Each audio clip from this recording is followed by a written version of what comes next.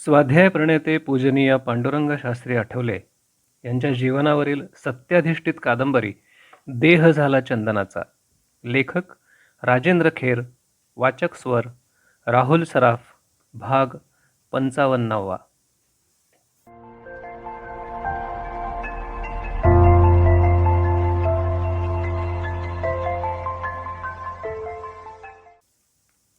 पांडुरंग शास्त्रींच्या या कथनावर doctor dean अवाक होऊन गेले होते.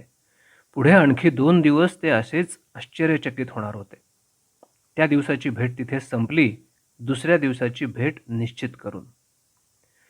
पुढच्या 2 दिवसांच्या त्यांच्या भेटीही चांगल्याच रंगल्या. अनेक विषयांचा त्या भेटीत उहापोह झाला. डॉक्टर डीन यांना पांडुरंग शास्त्रींनी भारतीय तत्त्वज्ञानाचं समग्र स्वरूप विशद करून सांगितलं. काही तत्त्वज्ञांबद्दल त्यांनी विस्तृत कथन केलं. याज्ञवल्क्य ऋषींविषयी सांगताना ते म्हणाले, या आमच्या अतिश्रेष्ठ ऋषीनं समाजाला नवे विचार, नवे उच्चार, नवी जीवनदृष्टी या गोष्टी दिल्या. त्याचबरोबर वेदांचं सर्वश्रेष्ठ तत्त्वज्ञान अहम ब्रह्मास्मी हे जगाला समजावलं. त्याच्या शतपथ ब्राह्मण या ग्रंथात वेदांचं नव्यानं लिहिलेलं तत्त्वज्ञान अंतर्भूत आहे. भारताच्या इतिहासात हजारो वर्षांच्या काळात कुणी वेद उभा करू शकला नव्हता. आमच्या या थोर तत्त्वज्ञानं नव्यानं शुक्ल यजुर्वेद लिहिला, तो समाजात उभा केला, टिकवला. म्हणून या योगीश्वर याज्ञवल्क्याला आम्ही फादर ऑफ इंडियन फिलॉसॉफी म्हणून संबोधितो. खऱ्या अर्थानं तो भारतीय तत्त्वज्ञानाचा पिता होता, वेदांचा उद्गाता होता. तत्त्वज्ञानाचे किती बारकावे आहेत बघा. काही काळ ते थांबले.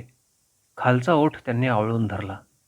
मग आपले नेत्र विस्फारून ते म्हणाले, गीतेचा उपदेश करताना श्रीकृष्णानं म्हटलंय, काम, क्रोध, मत्सर, लोभ यासारखे मानसिक विचार माणसाला पशुत्वाकडे घेऊन जातात. त्यांचं योग्य नियमन होत नाही तोपर्यंत कर्तव्यनिष्ठा जागृत होत नाही, आणि कर्तव्यनिष्ठा जागृत झाल्याशिवाय माणसाला कधी शांती मिळत नाही.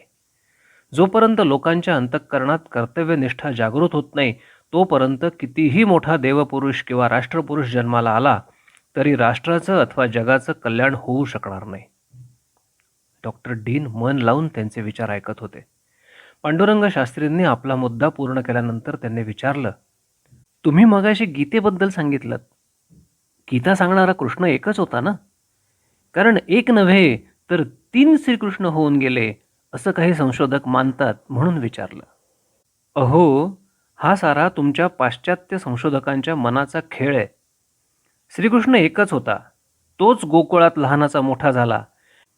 कंस, शिशुपाल अशा दुष्टांना त्यानंच ठार मारलं, आणि भारतीय युद्धाच्या वेळी त्यानंच अर्जुनाला गीता सांगितली. आपले नेत्र मिचकावीत डॉक्टर डीन यांनी विचारलं, त्याच्या रासलीलांच्या गोष्टी आम्ही ऐकल्या आहेत, त्या कितपत खऱ्या आहेत? त्याच्या लीला ऐकून थोडी शंका येते एवढंच. अहो, तुम्हालाच काय, इथल्याही कित्येक विद्वानांना तशी शंका येते. पण तुम्हाला सांगू का, कृष्ण एक नसून 3 होते. गोकुळातल्या गोपींची त्याचं जाहीरपणानं असभ्य वर्तन चालायचं. तो दही लोणी चोरणारा चोर होता असे आक्षेप घेणाऱ्या विद्वानांना श्रीकृष्णाचं गूढ आणि विसंवादित जीवन समजूच शकलं नाही. श्रीकृष्णाच्या जीवनातील रासक्रीडेच्या प्रकरणाची उपेक्षा करावी असा तो प्रसंग नाही. ज्यांनी श्रीकृष्णाचं समग्र जीवन बारकाईनं आणि चिकित्सक दृष्टीनं अभ्यासलेलं आहे त्यांना त्याच्या जीवनात विसंवाद आढळत नाही. उलट ते श्रीकृष्णाला निष्काम परब्रह्म मानतात.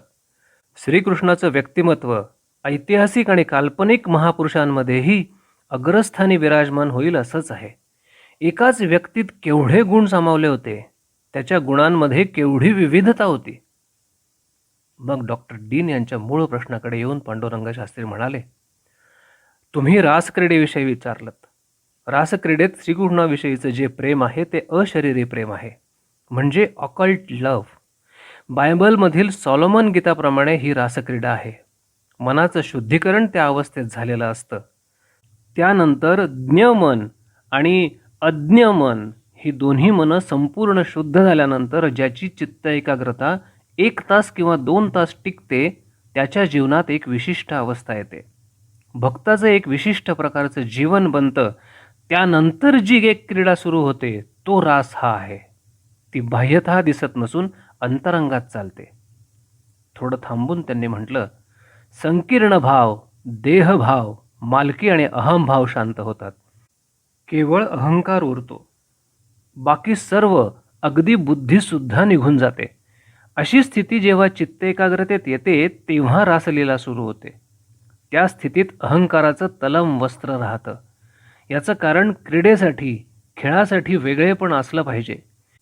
हे वेगळेपण ठेवण्याची शक्ती अहंकारात आहे. ह्या स्थितीत अहंकाराचं तलम वस्त्र खेचलेलं नसतं, फेकलेलं नसतं आणि फाडलेलंही नसतं. ते फक्त सोडून ठेवलेलं असतं. म्हणूनच तो जीव पुन्हा अहमला उचलू शकतो आणि जीवन व्यवहार करू शकतो. त्याच्या जीवनात रासलीला होत असली तरीही रासलीलेनंतर सुद्धा तो जीव सामान्य व्यक्तीसारखा जीवन व्यवहार करू शकतो. पांडुरंग शास्त्रींनी त्यांना रासलीलेविषयी विस्तृत विवेचन करून सांगितलं होतं. मग ते म्हणाले, गोपींच्या मनाची तशी अवस्था झाली होती. श्रीकृष्णाबरोबर त्यांचं अशरीरी प्रेम होतं, क्रीडा होती आणि सर्वात महत्त्वाचं म्हणजे गोकुळात असताना श्रीकृष्ण केवळ 9 वर्षांचा होता. त्यावेळेस ही रासक्रीडा होत असे. आपल्या जीवनात चित्त एकाग्रतेची तशी स्थिती येत नाही म्हणून आपण वरवर विचार करतो, श्रीकृष्णावर असभ्य भाषेत टीका करतो. अहो, बालवयात गोकुळ सोडल्यानंतर श्रीकृष्ण पुन्हा गोकुळात परतला नाही किंवा गोकुळवासियांना भेटला सुद्धा नाही. इथे त्याची अनासक्ती दिसते. श्रीकृष्णाची महती कथन करून पांडुरंग शास्त्रींनी त्यांना गीतेच्या तत्त्वज्ञानाविषयी थोडक्यात सांगितलं. मग पांडुरंग शास्त्री म्हणाले, भौतिकवादानं आणि जडवादानं आजपर्यंत जगाचं कधीही कल्याण केलेलं नाही. जगाच्या कल्याणासाठी आत्मिक चैतन्यवाद निर्माण करण्याची गरज आहे आणि या सत्याचं दर्शन फक्त गीताच करते. जग हे चैतन्यानं भरलेलं आहे. जगाला तलवारीच्या बळावर सुधारू पाहणारे भौतिकवादी कधीही त्या कार्यात सफलता मिळवू शकणार नाहीत. खरं म्हणजे या भौतिकवाद्यांनाच सुधारण्याची गरज आहे. गीता हातात घेऊन आपण जगाला मार्गदर्शन करू शकतो. गीतेच्या 700 श्लोकात जगातील सर्व समस्यांची उकल सामावलेली आहे. डॉक्टर डीन यांच्यावर अपेक्षित परिणाम होत आहे याची जाणीव झाल्यानंतर पांडुरंग शास्त्री पुढे म्हणाले, गीता हे तर्कशुद्ध आणि शास्त्रशुद्ध तत्त्वज्ञान आहे. जगाची उन्नती साधायची असेल तर गीतेच्या तत्त्वज्ञानाचा स्वीकार केल्याशिवाय गत्यंतर नाही. जगाला आज जर कोणाचं भय असेल तर ते पशुत्वाचं आहे. या पशुत्वातून वर काढण्याचं तत्त्वज्ञान गीतेत आहे. त्यासाठी केवळ प्रयोगशाळेत शोध संशोधन करून माणूस सुधारणार नाही, तर पशुत्वातून मानव्य आणि मानव्यातून देवत्व निर्माण करण्यासाठी आत्मिक शक्ती वापरली पाहिजे. तेच कार्य गीता करत असते.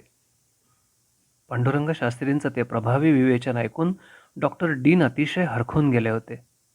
3 दिवसात 33 वर्षांच्या पांडुरंग शास्त्रींनी दैदिप्यमान भारतीय तत्त्वज्ञानाचं दालनच त्यांच्यासमोर उघडलं होतं. त्यातून असंख्य ज्ञानकण त्यांच्या अंगावर उधळले होते. शक्य तितके ज्ञानकण टिपण्याचा डॉक्टर डीन यांनी प्रयत्न केला होता.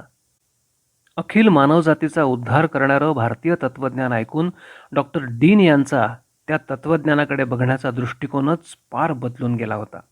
इतकी वर्ष आपण हे महान तत्त्वज्ञान ओळखू शकलो नाही, किंबहुना त्याच्या अस्तित्वाचीही आपल्याला जाणीव झाली नाही, याबद्दल त्यांना विषाद वाटला.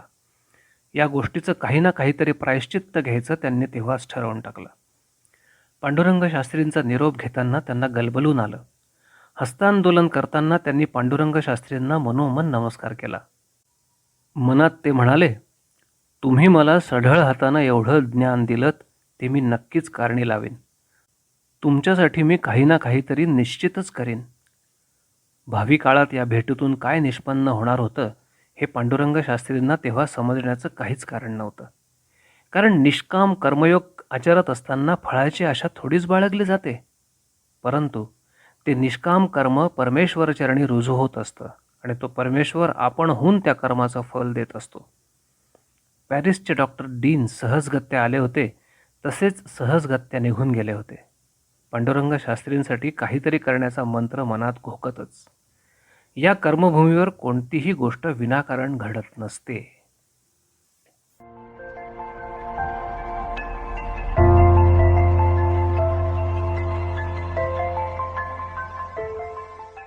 देह झाला चंदनाचा.